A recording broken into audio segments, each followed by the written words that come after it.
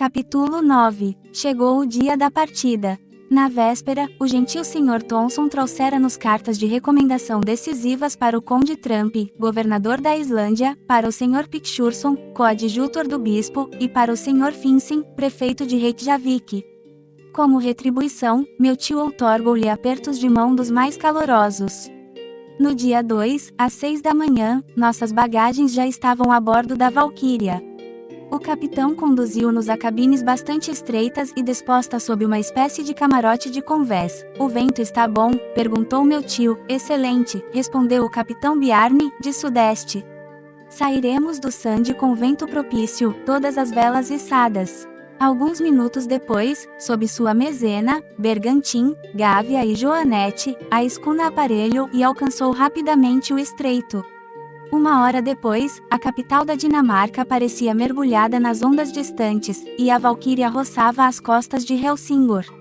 No meu estado de espírito, esperava ver a sombra de Hamlet vagando no terraço lendário. Insensato sublime, eu pensava, você, com certeza, aprovaria nossa viagem. Talvez até nos acompanhasse ao centro do globo para procurar uma solução à sua dúvida eterna. Mas nada surgiu nas antigas muralhas. O castelo, aliás, é bem mais novo que o príncipe heróico da Dinamarca. Hoje em dia serve de guardião suntuoso àquele estreito, por onde passam, por ano, 15.000 navios de todas as nações. Logo o castelo de Kronborg desapareceu nas brumas, assim como a torre de Helsingborg, na costa sueca, e a escuna inclinou-se levemente sob as brisas do Kattegat. A Valkyria era um bom barco à vela, mas nunca se sabe o que esperar de uma embarcação desse tipo. Transportava para Reykjavik carvão, utensílios domésticos, cerâmica, roupas de lã e um carregamento de trigo. Bastavam 5 homens, todos dinamarqueses, para a manobra lá. "Quanto tempo levará a travessia?" perguntou meu tio ao capitão. "Uns 10 dias", respondeu o último, "se não depararmos com muitas rajadas noroeste perto de Feroy. Vocês não costumam sofrer atrasos consideráveis." "Espero, não, Sr. Lidenbrock, fique tranquilo, chegaremos a tempo." À noitinha, a escuna dobrou o cabo Skarren na extremidade norte da Dinamarca, atravessou Skagerrak e durante a noite, navegou ao longo dos limites da Noruega pelo cabo Lindisnes e desembocou no Mar do Norte. 2 dias depois, avistávamos as costas da Escócia na altura de Peterhead, e a Valkyria dirigiu-se para o Feroy, passando entre as Orcades e a Shetland. Logo as ondas do Atlântico batiam contra nossa escuna, que foi obrigada a enfrentar o vento norte para alcançar, com bastante dificuldade, o Feroy. No dia 8, o capitão reconheceu Myghenes, a ilha mais oriental, e a partir daquele momento rumou direto para o Cabo Portland, situado na costa meridional da Islândia. Nenhum incidente notável marcou a travessia. Suportei bastante bem as provações do mar. Para sua grande irritação e vergonha, meu tio passou o tempo todo enjoado. Não conseguiu, portanto, discutir com o capitão Bjarne a respeito do Snaffles, dos meios de comunicação e dos meios de transporte para alcançá-lo. Teve de adiar todas essas informações para o momento da chegada, e passou o tempo todo deitado em sua cabine, cujas divisórias rangiam como balanço. Devo confessar que merecia essa provação. No dia 11, avistamos o Cabo Portland. Como o tempo estava aberto, foi possível ver o Myrdalsjökull, que o domina. O cabo é composto por um grande morro de encostas íngremes, plantado sozinho na praia. A Valkyria percorreu a costa a uma boa distância, em meio a numerosas baleias e tubarões. Logo apareceu um imenso rochedo completamente descoberto no qual o mar espumante batia com fúria. As ilhotas de Westman pareceram brotar do oceano, como uma disseminação de rochas na planície líquida. A partir daquele momento a escuna tomou impulso para dobrar a uma boa distância ao cabo de Reykjanes, que forma o ângulo ocidental da Islândia. O mar muito bravo impedia que meu tio subisse a ponte para admirar as costas retalhadas e fustigadas pelo vento sudoeste. 48 horas depois, saindo de uma tempestade que obrigou a escuna a fugir e recolher o velame, avistamos a leste a baliza da ponta Skarren, cujas rochas perigosas estendem-se a uma grande distância sob as ondas. Um piloto islandês subiu a bordo, e 3 horas depois a Valkyria abordava Reykjavik na Baía de Faixa. Finalmente, o professor saiu de sua cabine um pouco pálido, um pouco desfigurado, mas sempre entusiasmado e com ar de satisfação. A população da cidade, muito interessada pela chegada de um navio no qual todos têm algo a pegar, amontoava-se no cais. Meu tio tinha pressa em abandonar sua prisão flutuante, para não dizer seu hospital. Mas antes de deixar a ponte da escuna, conduziu-me à proa, de onde me apontou a parte setentrional da ilha, uma montanha alta de 2 pontas, 2 cones cobertos de neves eternas. O Snaffles, gritou, o Snaffles. Depois de ter me recomendado com um gesto sigilo absoluto, desceu ao bote que o esperava. Segui-o, e logo pisávamos o solo da Islândia. Primeiro apareceu um homem bem apessoado em trajes de general. Era, entretanto, um simples magistrado, o governador da ilha, o Sr. Barão Trump em pessoa. O professor logo reconheceu o personagem. Apresentou ao governador suas cartas de Copenhague, e conversaram um pouco em dinamarquês, conversa que não compreendi, é claro. Mas o resultado da primeira entrevista foi que o Barão Trump colocava-se à disposição do professor Lidenbrock. Meu tio foi acolhido com bastante gentileza pelo prefeito, o Sr. Finsen, não menos militar pelo traje do que o governador, mas tão pacífico quanto por temperamento e condição. Quanto ao coadjutor, o Sr. Picturson, fazia uma visita episcopal no Baileado do Norte, não seríamos apresentados a ele tão cedo.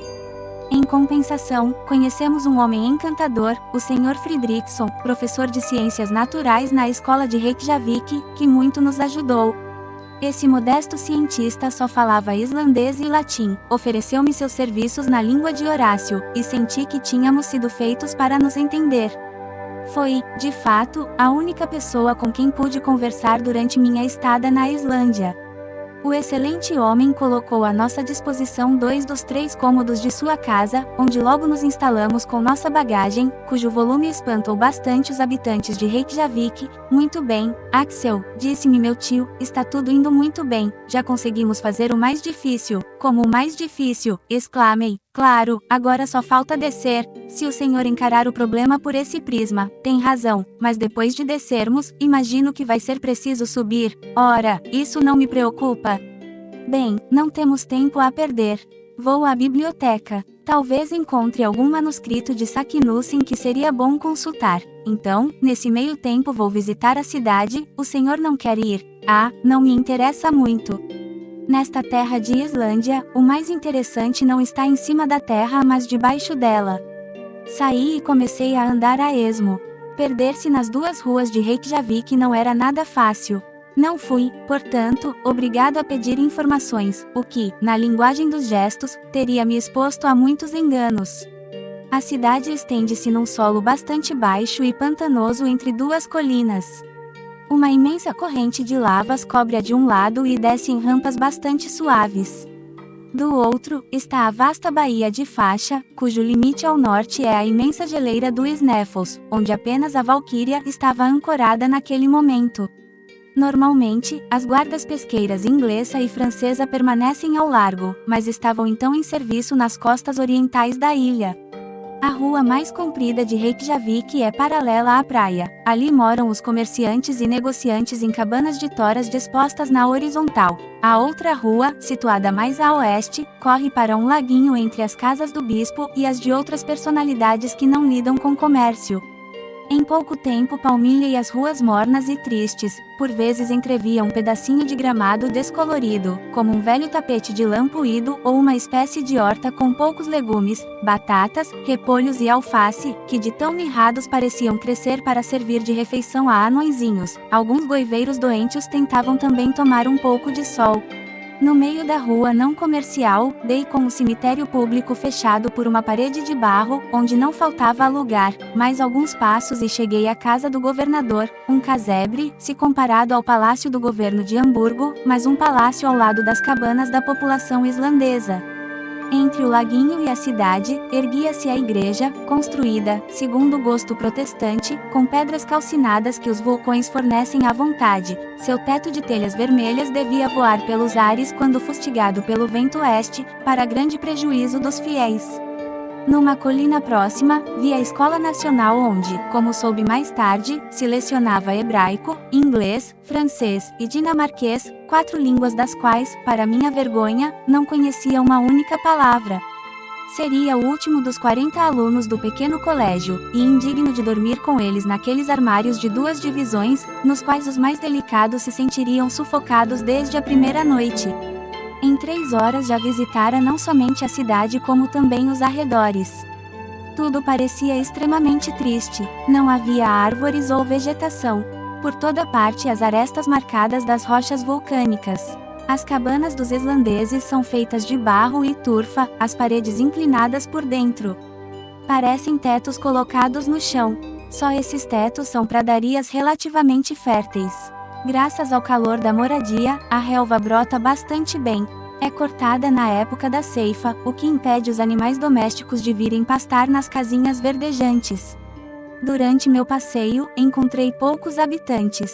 Ao voltar à rua comercial, vi a maior parte da população ocupada em secar, salgar e carregar bacalhaus, principal artigo de exportação. Os homens pareciam robustos mas pesados, uma espécie de alemães louros, olhar pensativo, que se sente um pouco fora da humanidade, pobres exilados relegados àquela terra de gelo, onde a natureza podia tê-los feito esquimós, já que os condenava a viver no limite do círculo polar. Tentava em vão surpreender um sorriso em seu rosto, riam às vezes por uma espécie de contração involuntária dos músculos, mas nunca sorriam. Seu traje consistia num grosseiro blusão de lã negra, conhecida nos países escandinavos como vadimel, um chapéu de grandes abas, calças com barras vermelhas e um pedaço de couro dobrado à guisa de calçado. As mulheres, de rosto triste e resignado, aspecto bastante agradável mas inexpressivo, vestiam um corpete e uma saia de vadimel escura. As mocinhas usavam em seus cabelos trançados em coroas um bonezinho de tricô marrom. As casadas amarravam na cabeça um lenço colorido, sobre o qual colocavam uma cimeira de tecido branco. Quando voltei de meu longo passeio à casa do Sr. Fridriksson, meu tio já se encontrava em companhia de seu anfitrião. Obrigado por assistir o vídeo. Se está gostando desse audiolivro, não esqueça de se inscrever no canal, deixar o gostei nesse vídeo e ativar o sininho para não perder os próximos capítulos. Também compartilhe com alguém que vai gostar dessa história. Clique aqui para escutar o próximo.